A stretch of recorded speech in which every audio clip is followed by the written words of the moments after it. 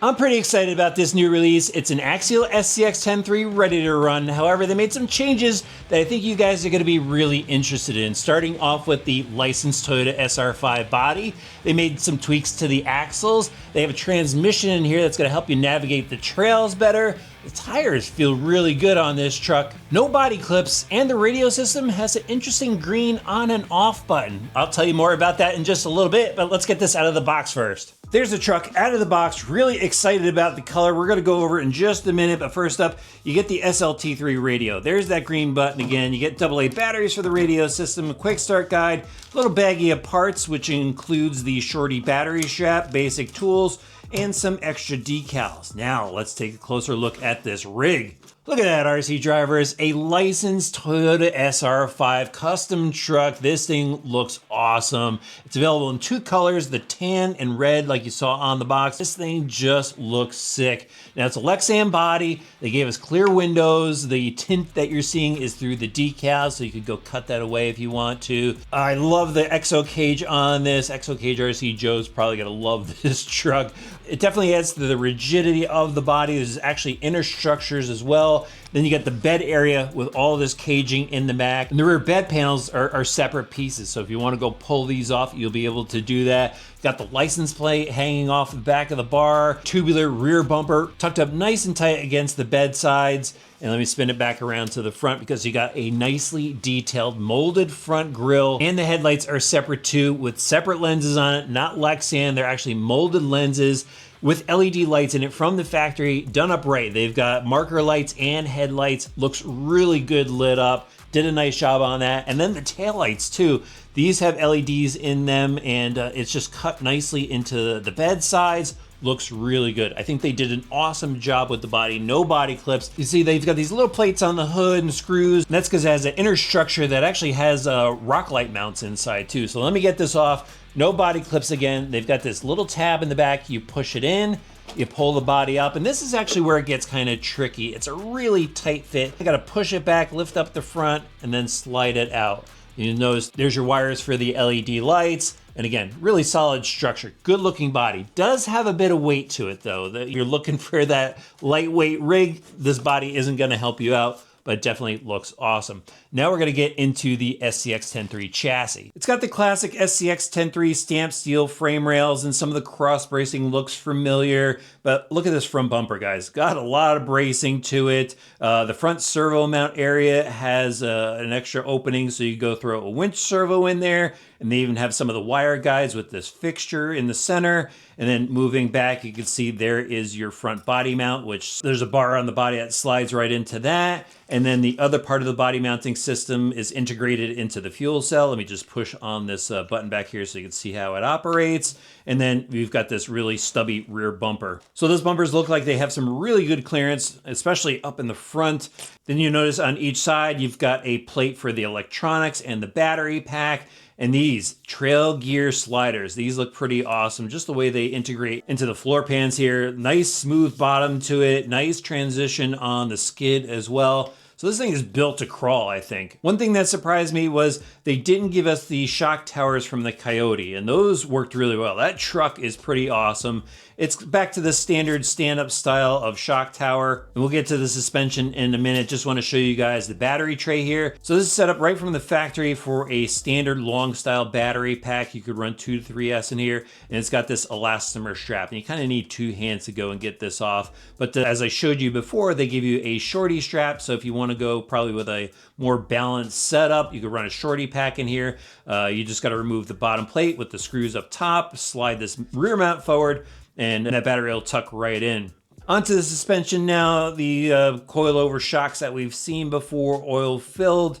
They got the latest panhard bar mount, which is adjustable. There's the linkage down to the axle, and check out that axle, pretty cool looking, right? We'll get to that in a second as well. Like that they have the larger links on here that are tapered. Those are nice and strong, some heavy duty rod ends. Metal pivot balls on the inside, so you got plenty of articulation with this setup, and we got to get into the driveline goodies. I'll start right over here in the center. So this has the LC transmission with the dig in it, sintered metal gears on the inside, ball bearings, and for those of you that don't know what a dig is, this is the dig setup here. This is a dig servo, and it locks out the gears on the inside. It's got a mechanism inside that will lock out the rear end and allow you to drag it. So basically, if you want to pivot and maneuver on the trail, you lock the dig, you turn your wheels, and you pivot to wherever you want to. It's got the wild bore drive shafts down to the axles, and these are AR45 axles. However, they have a new housing. They've got trail gear housings on them, and this looks really cool, guys. The pumpkin set up nice and smooth, heavy duty truss bracing on top. Look at the front of the pumpkin. It's got a skid down here that will allow you to glide over rocks a bit easier. High pinion, and they've got metal gears on the inside, of course, locking spool, and then sintered portal gears, which were really well greased from the factory. I was surprised how much grease they packed into them. Ball bearings throughout the drive line. So definitely liking the drive setup on this. And let's check out all four corners. They've got licensed Interco Super Swamper tires in the soft compound like the Coyote had, and I really liked how those tires hooked up, so I'll have to see how that goes. And then they have the Trail Gear Creeper wheels. These are beadlock style wheel, like that they gave us beadlocks on this.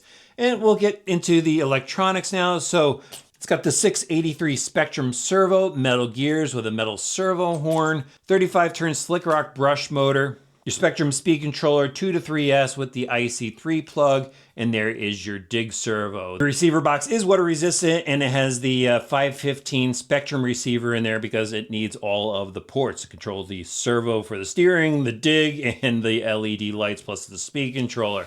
Now on to the radio that I was teasing about before, and it's got this green button. And that means that this is set up for dig. This is going to be for the axial rigs that have dig units in them. That's how you'll be able to identify it. You just have to push down on the B button or A button here, and it will lock out that dig. All right, guys, time to throw the body back on this truck, and I think I'm going to head to RC Madness. Well, RC drivers, winter in full swing. Everything outside is covered in snow. All my favorite spots. There's just no way to run on it. So I'm up here at RC Madness in Enfield, Connecticut for their awesome indoor rock crawler course. If you're anywhere near Enfield, you got to come check out this spot. Absolutely awesome place to come to. And let's just get rolling. Just got to choose my lines as I go along. I kind of just worked a few spots so far, so I think I know the route I want to take. We're just got to come right up over the top here.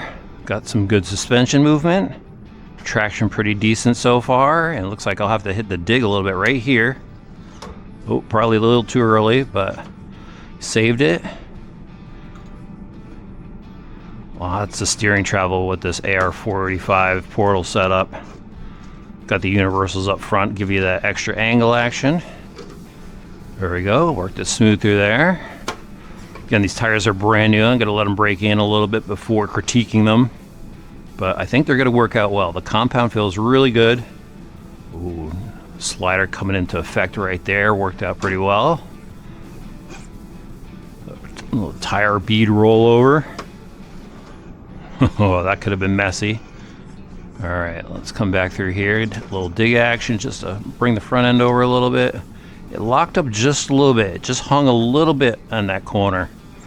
Then the dig let go. Front end bound up a little bit. It's trying to wall. I thought we were going to be dancing on that smooth rock there. I'm seeing a little bit of roll here. Wonder if that body weight is really affecting the truck. But love the suspension working on this. I thought I wanted those towers from the Coyote, but maybe these towers work fine with this setup. Nice. So going up through the bridges is a must. Let's kick it over here through. Oh, this could be a sketchy spot. There's a pretty deep hole in that rock. SR5 just muscling through. I've got a 3200 3S pack in here. Oh, and I rolled it and turtled it. I think that high weight kind of hurts a little bit. Once it starts to go over, it goes over. I think this just needs a little help right here. It needs a little extra rock. I think right there. All right, let's see. Is that gonna do the trick? Did it, look at that. Little cheat, right? Up through the incline. Got some steps in there. There's always something new at this course. Now, like I could hit the dig, walk that front over. The wood's pretty slick. There we go. Nailed it there. Hit the dig again, walk the front over. Yeah, see that? See the dig's hung up right now. I don't have my thumb on it. So it's a little issue here. And actually it was really stuck. I had to back out of it there.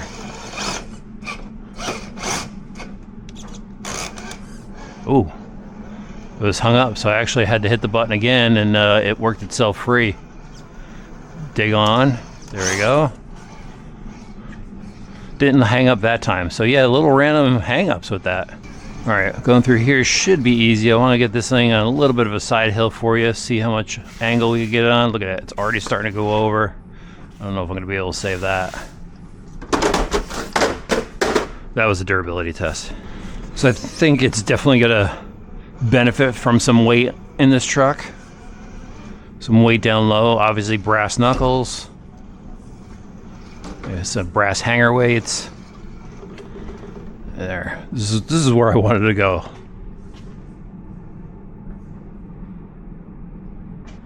Hopefully you guys could see that.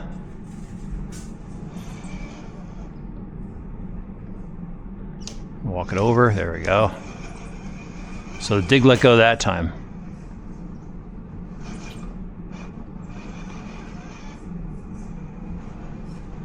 I'm pretty impressed with this part right here. I think it's gonna go over. Gotta find a better line for it. There we go. Now I can see what I'm doing. Nice, made it. Love all the bridges that they have set up here. This adds to the fun. Drop it down these rocks. Show you a little suspension working again. So the truck, I think it works pretty well. It's obviously got some limitations here. Just the usual stuff. Could use some weight.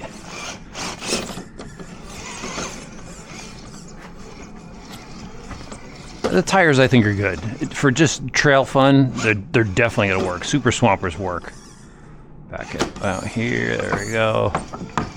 Love it, the log section. It's just so cool. Whoever came up with that, nice job. Pretty good forward progression here. Lots of steering. It's an SCX10 when it comes down to it. I think those new axles are definitely gliding over the rocks a bit better. Got this wood incline to contend with. This is a tire test here. Just had to find some grip. A little weaving and walking. Nice. Suspension bridge. And we'll drop it back down. So what do you guys think? That was the first run with the SR5. The squeaky toy tires. You could hear the air squeezing out of them. But definitely has a cool look to it. I think people are going to be excited about the Toyota body, SR5 body. Watch this. We'll hit that dig again, walking around. There we go. Once again. Love that. See, but it's locked out again. Look at that. My thumb's off, and the rear's still locking up. There we go. Finally let go. Just had to give it a little blip. But the rest of the truck, I'm excited about, guys. I like those trail gear axles. Those are a definite improvement. I think a lot of people are going to be swapping housings to those. Hopefully actually a little stocked up on them.